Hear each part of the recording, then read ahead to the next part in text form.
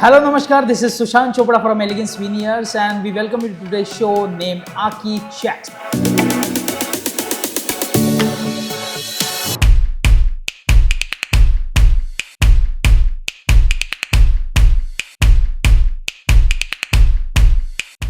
Details, innovation and of course elegance.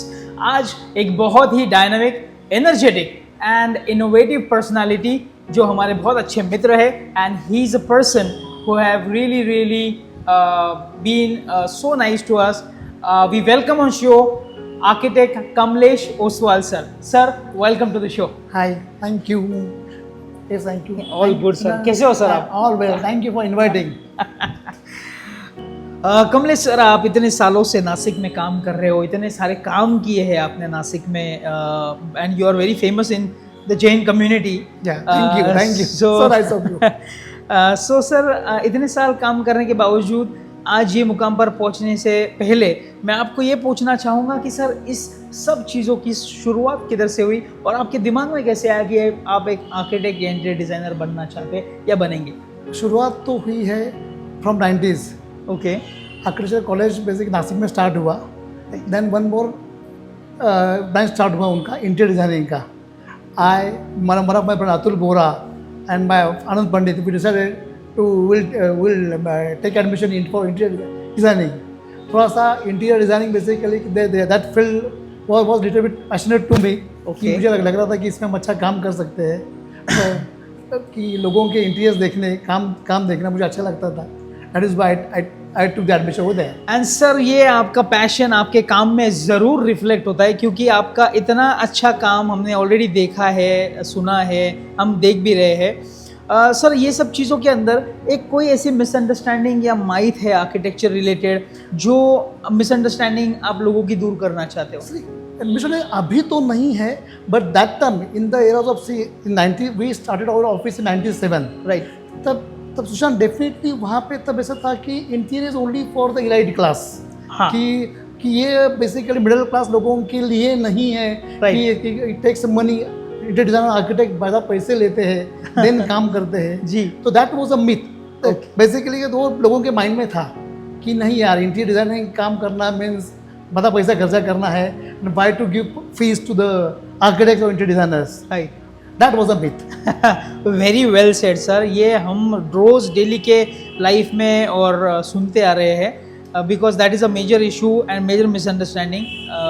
इतने सालों के काम में सर, आपको कभी ऐसा लगा कि एक छोटी सी डिटेल है साइड पे जिसने बहुत बड़ा चेंज कर दिया, या बहुत कुछ डिज़ाइन अप्रिशिएट हो गया आपका उससे? ऐसे होता ही है, ऐसे होता है. इवन स्मॉल डिटेल बेसिकली कि Right.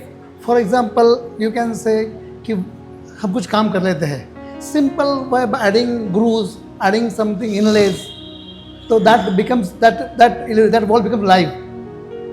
यू कैन से कि basically you can Right. That way basically you can think basically कि एक स्मॉल डिटेल को कहाँ ना कहाँ स्मॉल अपने पूरा प्रोजेक्ट को टोटल बेसिकली इनहांस कर देता है. सर, आपके इस छोटे छोटे डिटेल्स के वजह से या आपके आर्किटेक्चरल जर्नी की वजह से क्या आपकी लाइफ शेप हुई है एक अलग डायरेक्शन में? जो आप कमलेश ओसवाल जो पहले थे और आज जो कमलेश ओसवाल है, डाउन द लाइन आपने इतने साल काम किया, does architectural reflect your personal life sir? Definitely Sushant, होता ही है. Not only to me, all of us. See, we are teaching our client कि सर हमको ये चीज़ आपको यहाँ पे रखनी है, ये चीज़ आपको यहाँ पे करनी है, ये कॉम्बिनेशन ठीक रहेगा, this floor colour we want, this wall colour we want. See, that makes with that reflect somewhere in our dressing sense कि वी नो दैट कि बेसिकली अगर मैं क्लाइंट को बोल रहा हूँ कि मुझे ये कलर कॉम्बिनेशन चाहिए, तो बेसिकली वो तो पहले मैं मेरे पे ट्राई करूँगा ना. Right. How it looks. Obviously तो सर. डेफिनेटली वो तो रिफ्लेक्ट होती है. सर, मैं एक और चीज़ पूछना चाहूँगा आपसे कि आप जो ये सब काम करते हो, जब आप आपके पर्सनल मतलब काम ख़त्म करके जब आप ऑफिस से घर जाते हो, तो आपके दिमाग में इनोवेशन या डिज़ाइन पार्ट या कुछ चालू रहता है कि वो बंद हो जाता है? कैसे कर सकते? डिज़ाइन पार्ट तो it is a continuous process. आपको 2 बजे भी डिज़ाइन दिखने वाला है, वाइल टेकिंग लंच वो भी दिखने ही वाला है. It's a process.